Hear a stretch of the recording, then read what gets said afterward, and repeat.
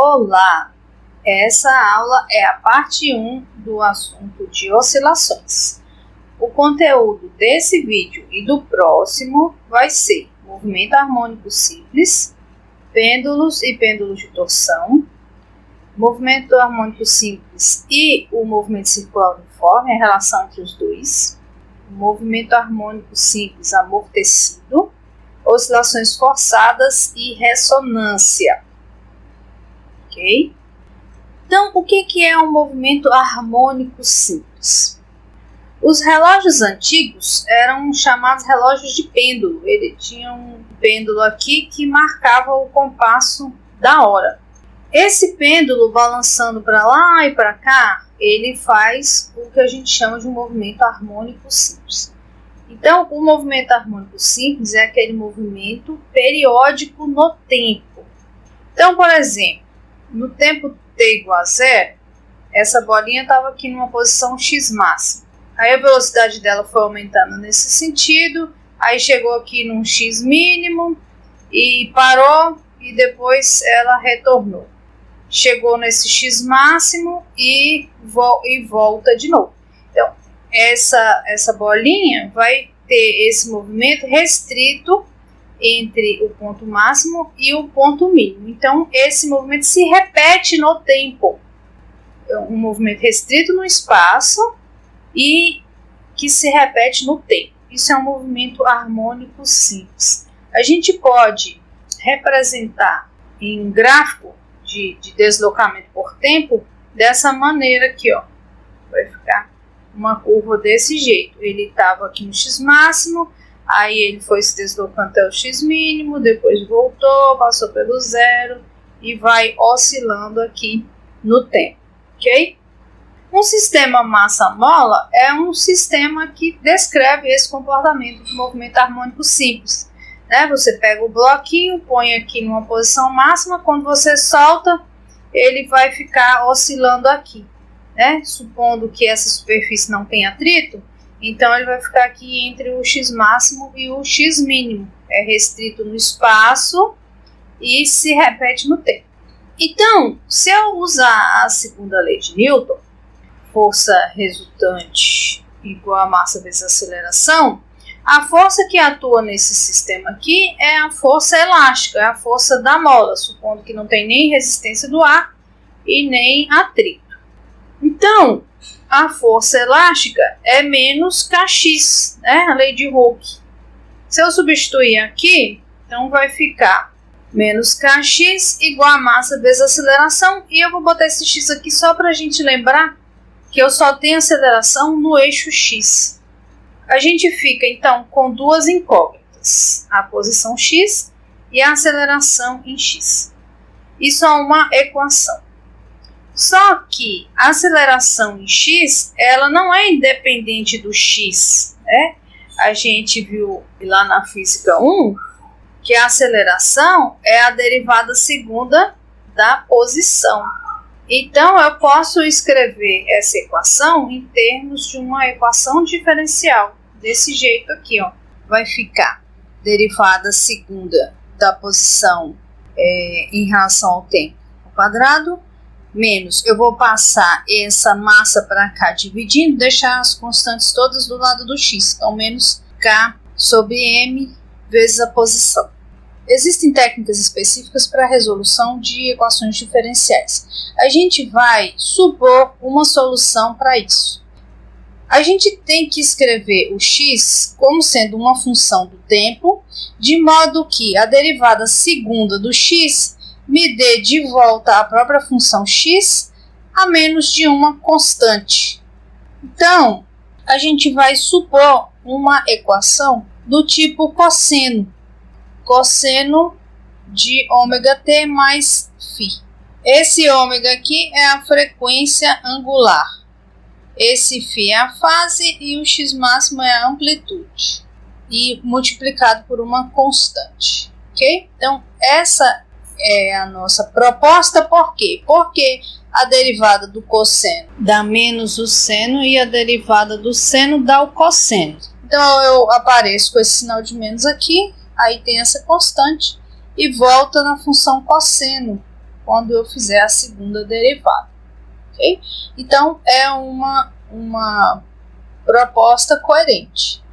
Agora, para aparecer essa constante aqui, ó, K sobre M, quando eu derivar o cosseno, então eu vou ter que esse ômega aqui vale quanto? Quando eu derivar o cosseno, vai ficar derivada do cosseno dá menos o seno, e eu tenho que derivar o de dentro. Então vai sair o ômega. O φ é uma constante, morre, fica só o ômega. Então vai ficar ômega seno de ômega t mais φ. Quando eu derivar o seno, eu vou ter que derivar o ômega de novo. Então vai ficar ômega ao quadrado. Então o ômega ao quadrado é K sobre M, ômega é raiz de K sobre M. Agora, o período, por definição, é o tempo necessário para completar um ciclo. Então, se ele saiu daqui, ele vai até aqui, volta. Quando ele chegar aqui de novo, então eu tenho um período completo. Eu tenho que voltar no mesmo ponto com a mesma velocidade. Então, o período vai ser 2π dividido por ômega. E o período pode ser 2π raiz de m dividido por k, ok? Para o sistema massa-mola. Então veja que tanto a frequência angular quanto o período só dependem da constante elástica da mola e da massa do bloco, ok? Então, qualquer movimento harmônico simples, independente se seja pêndulo ou sistema massa-mola, ou o que quer que seja, eu posso representar através de uma equação desse tipo, onde esse x de t vai ser o deslocamento no eixo x em função do tempo. O x máximo é a amplitude, né? É o ponto máximo de deslocamento que o objeto vai ter. Esse ômega, que é a constante que acompanha o tempo, vai depender do problema. No sistema massa-mola é raiz de K sobre M. Se for um pêndulo, vai ter uma outra maneira de encontrar, mas ele é chamado de frequência angular. O t é o tempo e esse cara aqui é a constante de fase ou ângulo de fase. Esse cara aí vai te falar aonde que a partícula começa no tempo t igual a zero, porque nem sempre você começa o movimento no x igual a zero. Então, esse cara vai te dar o x inicial, ok? Quando você substituir t igual a zero aqui, o cosseno de φ vezes o x máximo vai te dar a posição inicial do seu objeto, ok? Agora, vamos supor que eu tenho aqui dois movimentos, esse azul e esse rosa. Qual seria a diferença entre os dois? Veja que esse movimento rosa começa aqui, aí passa pelo zero e vai. O movimento azul começa um pouco abaixo do rosa, passa no zero, no mesmo instante de tempo que o azul também passa. Então, eles têm exatamente o mesmo período. Começaram nos tempos zero em x máximo. Então, eles também têm a mesma fase. A única diferença entre os dois está na amplitude. O movimento rosa tem uma amplitude maior do que o movimento azul. O x máximo do rosa é maior do que o x máximo do movimento azul. E agora, nessa situação aqui, ó. Nessa situação aqui, eu tenho o movimento azul e o rosa, ó, eles têm a mesma amplitude. Eles não vão além desse ponto aqui, x máximo. Todos os dois têm o mesmo x máximo de amplitude. Mas um está deslocado em relação ao outro. O movimento azul começou em x máximo no tempo t igual a zero. Mas o movimento rosa ainda estava aqui, ó. O x máximo só aconteceu num tempo posterior. Então, o movimento rosa está atrasado em relação ao movimento azul. Por quê? Porque o máximo dele, ó, só aconteceu num instante de tempo posterior. Então, a fase dele, aquela constante φ de fase, é menos π sobre 4. E do azul é zero, porque no tempo t igual a zero, ele estava já em x máximo. Então, nessa situação aqui, a diferença está na constante de fase. E nessa situação aqui, ó. Nessa situação aqui, todos os dois começam no x máximo no tempo t igual a zero. O x máximo é o mesmo, só que o azul leva esse tempo aqui para completar um ciclo. E o rosa leva esse tempo aqui, ó, para completar um ciclo, né? Nessa figura aqui, o rosa gasta a metade do tempo para completar um ciclo que o azul leva. Então, nessa situação, eu tenho uma diferença no período. O período do azul é o dobro do período do rosa, ok? Então, se você souber identificar essas diferenças pelo gráfico, isso pode facilitar a interpretação do problema.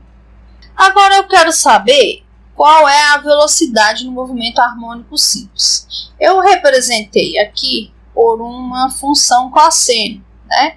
Começando aqui no x máximo t igual a zero, e ele vai oscilar no tempo, ok? Bom, a relação entre posição e velocidade é a derivada primeira, né? Velocidade é a derivada da posição no tempo. Então, eu vou derivar isso aqui e vou achar a velocidade. Então, vai ficar d de dt, x máximo, cosseno de ômega t mais φ. O x máximo é uma constante, porque é a posição máxima atingida pelo objeto. Então, uma constante sai da derivada. Derivada do cosseno dá menos o seno.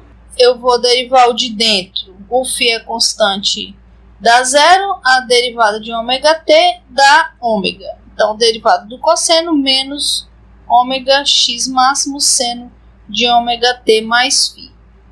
Ok?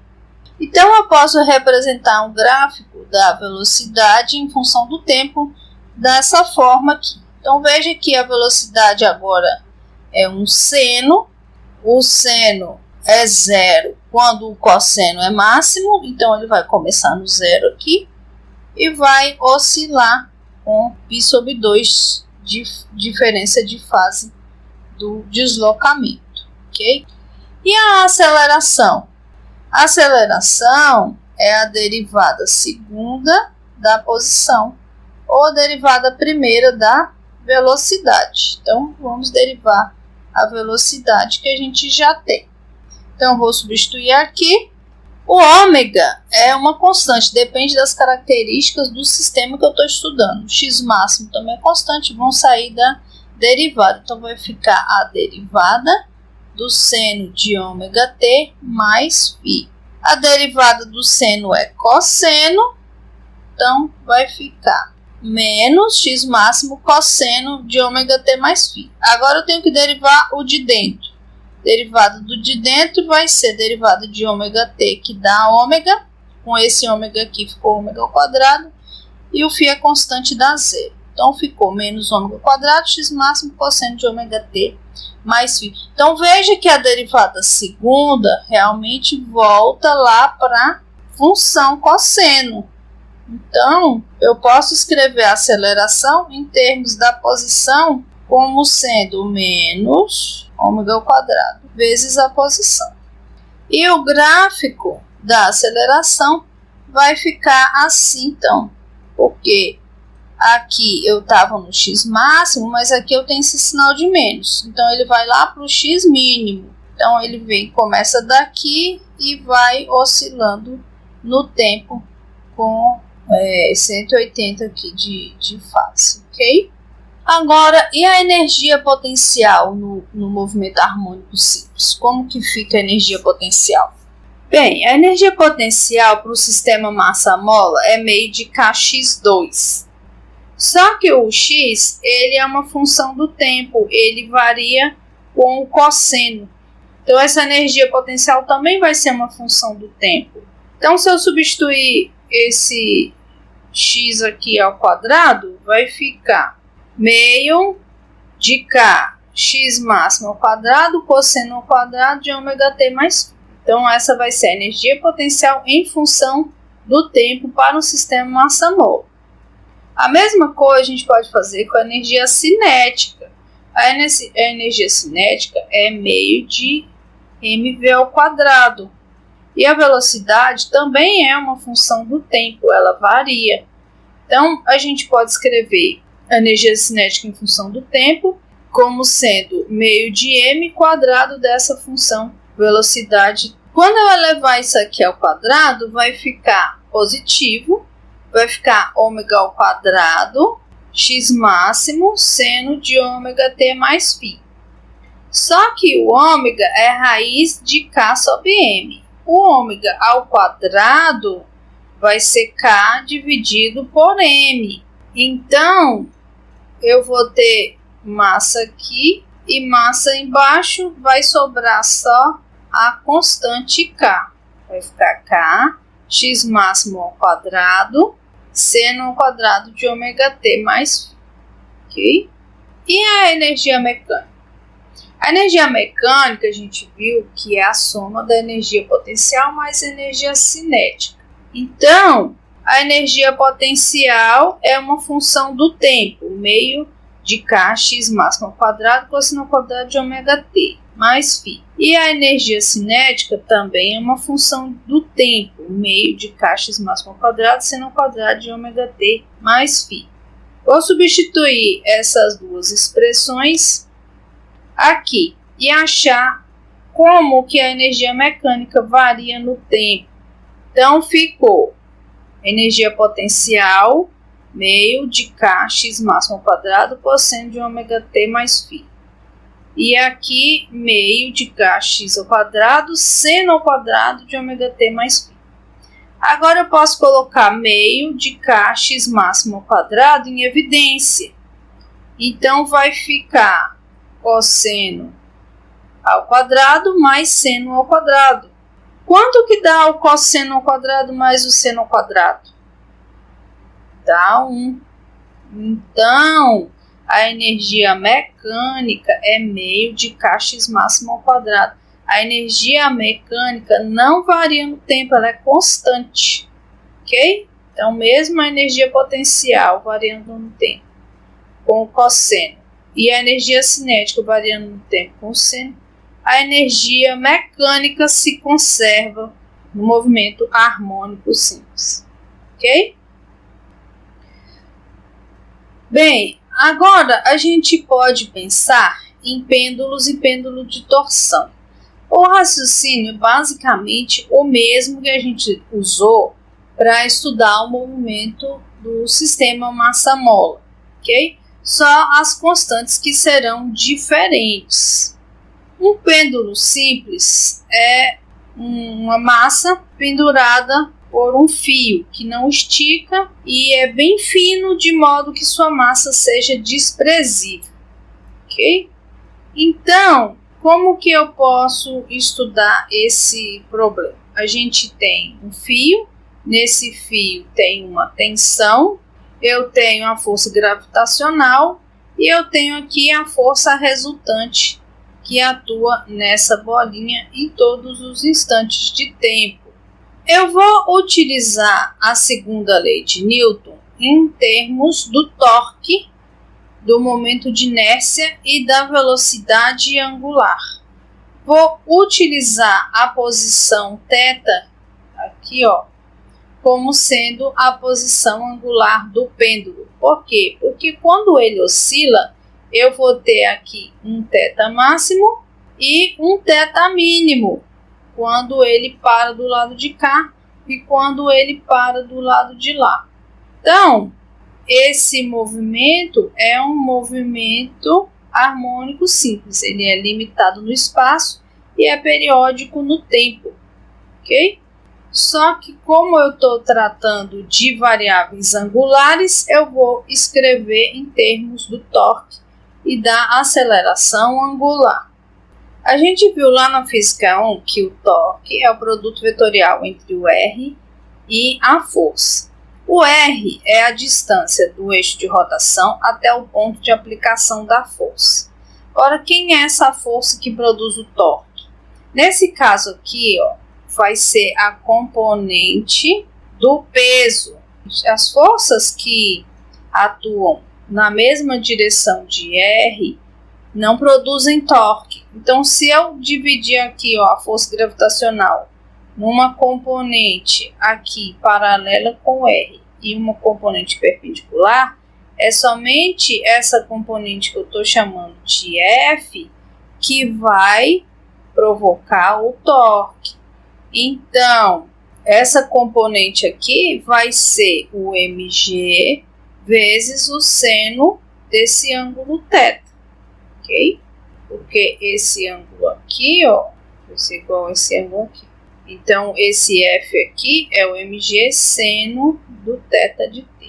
Então, eu posso escrever o torque como sendo menos L, que é o comprimento do fio, mg seno do θ de t. Por que desse menos? Porque essa força provoca um torque no sentido horário. E no sentido horário, eu tenho um torque negativo.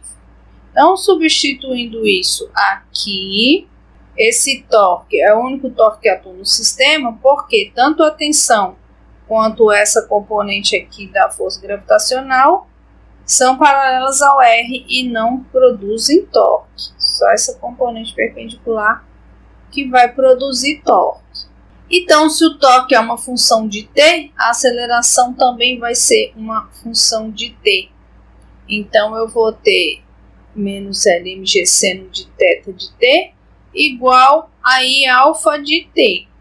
Agora, para resolver essa situação, eu vou precisar tirar esse seno daqui. Eu vou considerar que esse θ é sempre um ângulo pequeno, para que eu possa usar essa aproximação. O seno de θ é aproximadamente igual a θ. Isso sempre acontece quando eu tenho um ângulo pequeno. Então, o seno de um ângulo pequeno é aproximadamente igual ao próprio ângulo. Ok? Isso vale até o θ igual a uns 5 graus, ainda está valendo essa aproximação. Ok? Então, eu vou substituir no lugar de seno de θ o próprio θ. Porque aí agora eu consigo escrever essa função em termos de uma equação diferencial, já que o alfa de t vai ser a derivada segunda do θ de t. E esse θ de t eu vou escrever de novo como uma função cosseno. θ máximo cosseno de ômega-t mais φ. Ok? Então, derivando esse θ de t, eu vou ter que a velocidade angular é menos ômega θ máximo seno de ômega-t mais φ. E a aceleração angular, vou derivar esse cara aqui de novo, menos ômega ao quadrado θ máximo cosseno de ômega-t mais φ. Eu posso ainda escrever o alfa de t em função do θ, menos ômega ao quadrado, θ máximo cosseno de ômega-t mais φ é o θ de t. Ok? Então, o alfa t é igual a menos ômega ao quadrado, θ de t. Vou substituir aqui, ó. Momento de inércia menos ômega ao quadrado, θ de t. Então, agora eu tenho o θ de t dos dois lados, e então eu acho quem é o ômega. Vai sobrar só Lmg do lado de cá, esse menos foi embora, o θ de t foi embora, e o momento de inércia vezes ômega ao quadrado do lado de lá.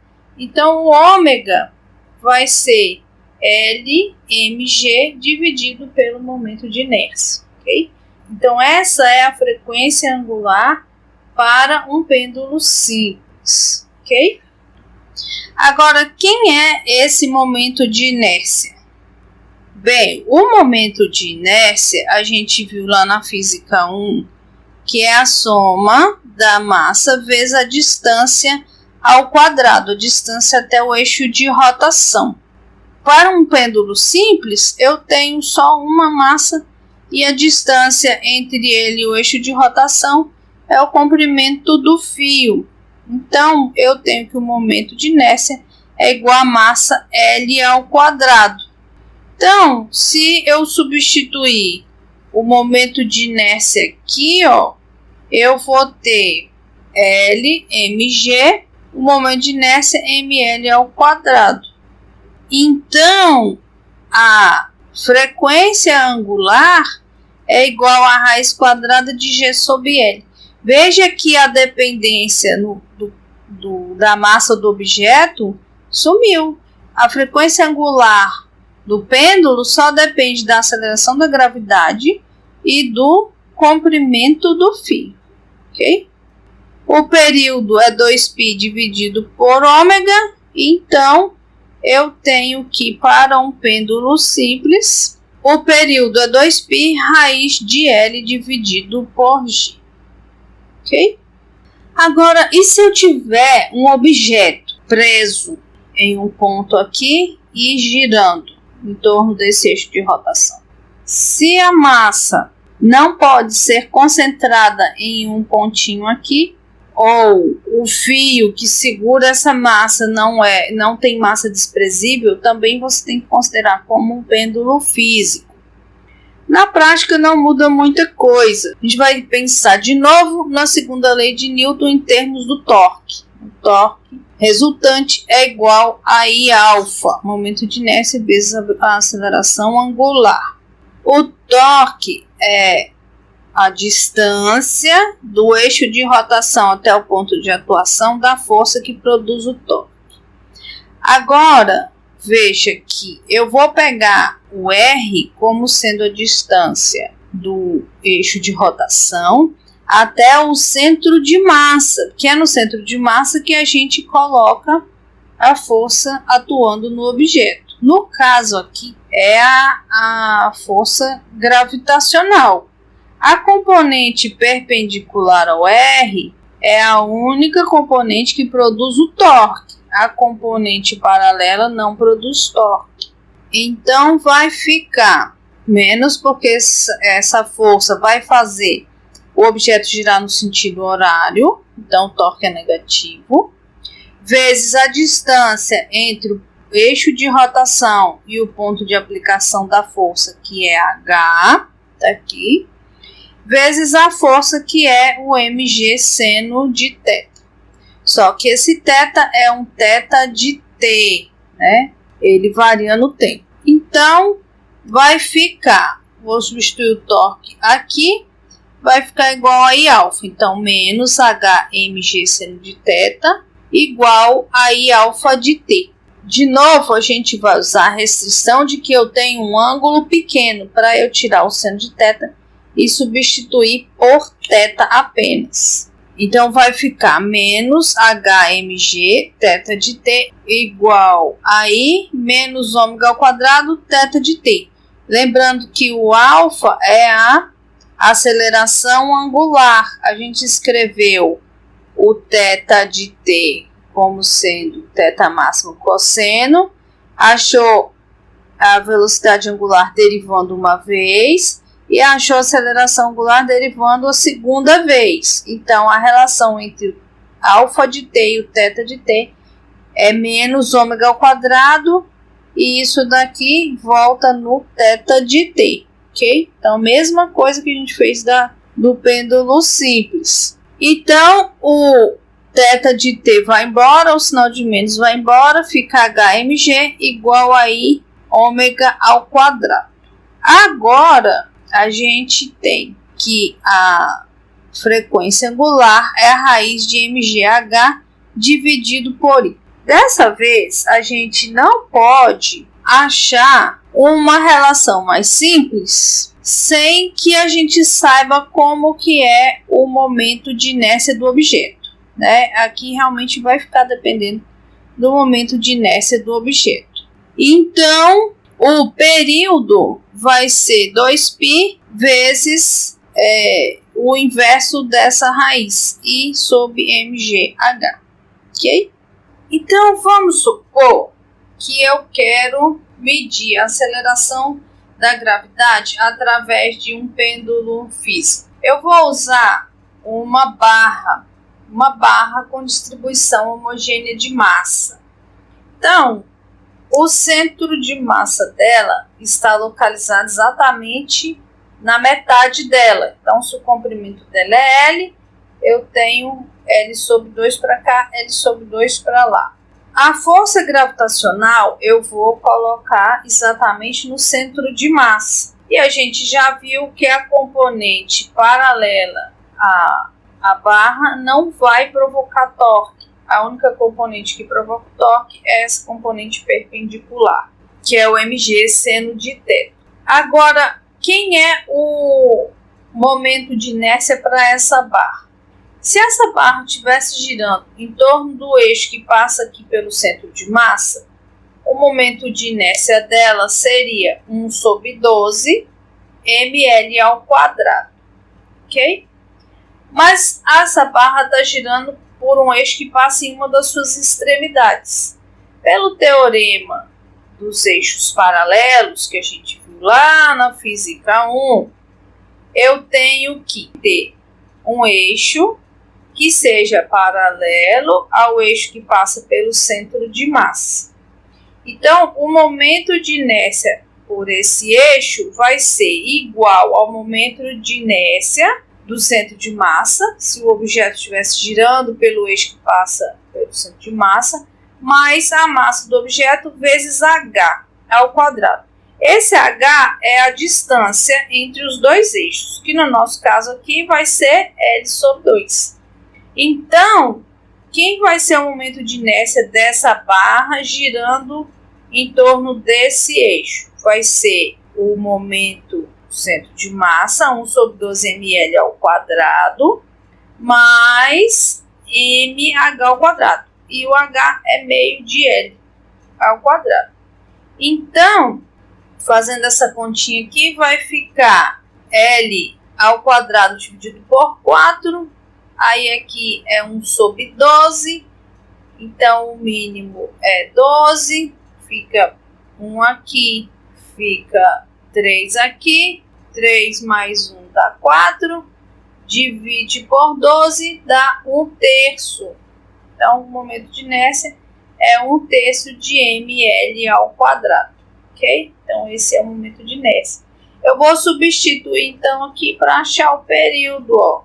Então, eu vou pôr aqui 1/3 de ml ao quadrado aqui. Vai ficar 1/3 de ml ao quadrado dividido por mg meio de L. Porque esse h aqui é a distância entre o eixo de rotação e o ponto de atuação da força, né? Então, esse h é meio de L. Então, eu vou cortar um L aqui com um L aqui. A massa também vai embora. E 1/3 dividido por meio vai dar 2/3. Tiro a raiz quadrada, isolo G, e eu vou achar que G é igual a 8π ao quadrado L dividido por 3T ao quadrado. Consigo achar empiricamente a aceleração da gravidade, porque o comprimento da barra eu meço e o período de oscilação dela eu também meço, ok? Agora, o que é um pêndulo de torção? Pêndulo de torção é feito através de um objeto pendurado num fio, e esse objeto faz não esse fio oscilar, faz esse fio ser torcido. Quando esse fio é torcido, ele vai tender a voltar para a posição inicial. Então, o objeto fica girando aqui, ó, em torno de uma posição máxima e uma posição mínima, é restrito no espaço e periódico no tempo. Isso é um pêndulo de torção, ok? Para a gente achar o ômega no pêndulo de torção, a gente vai fazer o mesmo procedimento. Segundo a lei de Newton, em termos do torque resultante igual ao momento de inércia vezes a aceleração angular alfa. E agora eu sei que o torque é proporcional ao deslocamento angular, né? Quanto maior o deslocamento angular, maior o torque. Só que esse deslocamento angular e o torque têm sentidos contrários, né? Se eu estou puxando esse negócio para cá, o torque tenta fazer com que ele volte para lá. Se eu empurro esse negócio para cá, o torque tende a fazer com que ele volte para lá. Então, o torque é proporcional ao deslocamento angular, mas tem um sentido contrário, ok? Então, eu vou escrever o torque como sendo menos uma constante kappa vezes o θ de t, como a lei de Hooke para a torção, ok? Então, substituindo aqui, ó, eu vou ter menos a constante θ de t igual a I alfa de t. Agora, o alfa de t, ele vai ser a derivada segunda da posição angular. Então, se a posição angular a gente escreveu como θ máximo cosseno de ômega t mais φ, derivando a primeira vez, eu tenho velocidade em t igual a menos ômega θ de t seno de ômega t, e a aceleração angular menos ômega ao quadrado θ máximo cosseno de ômega t mais φ, ok? E aí, de novo, eu vou escrever a aceleração como sendo menos ômega ao quadrado, e tudo isso aqui é o θ de t. Então, ficou menos kappa θ de t igual a I no lugar de alfa de t menos ômega ao quadrado θ de t. Então, θ de t vai embora, o sinal de menos vai embora, eu tenho que a constante kappa é igual a I ômega ao quadrado. Então, o ômega vai ser igual a raiz quadrada da constante de torção dividido pelo momento de inércia. Agora, para a gente resolver esse problema, a gente precisa desses detalhes do sistema, ok? O período vai ser 2π raiz quadrada do momento de inércia dividido pela constante de torção. Na próxima aula, a gente vai ver a relação entre o movimento harmônico simples e o movimento circular uniforme, o movimento harmônico simples amortecido e as oscilações forçadas em ressonância, ok?